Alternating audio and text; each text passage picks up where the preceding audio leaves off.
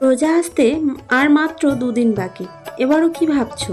একঘেয়েমি পকোড়া আর বেগুনি বানাবে? চিন্তা নেই, আজ পাউরুটি আর আলু দিয়ে এমন একটা ইউনিক রেসিপি দেখাবো যেটা এই রোজায় আপনার টেবিলের সেরা আইটেম হবে। প্রথমে দুটো সিদ্ধ আলু ম্যাশ করে নেব। তারপর কাঁচা লঙ্কা, টমেটো কুচি, পেঁয়াজ কুচি, হলুদ, লবণ দিয়ে ভালোভাবে মেখে নেব। তারপর ব্রেডের ওপর একদম ঘষে ঘষে ভরে ভরে আলুর পুরটা লাগিয়ে দেব।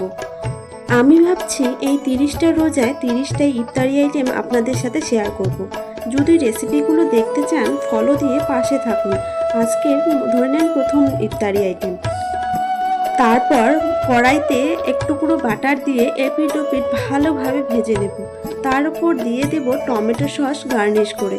এবার সাজিয়ে রাখুন টেবিলে। ইফতারের প্রথম দিনেই বাড়ির সবাইকে চমকে দিতে আজই একবার ট্রাই করে দেখে নিন। কথা দিচ্ছি এর স্বাদ মুখে লেগে থাকবে।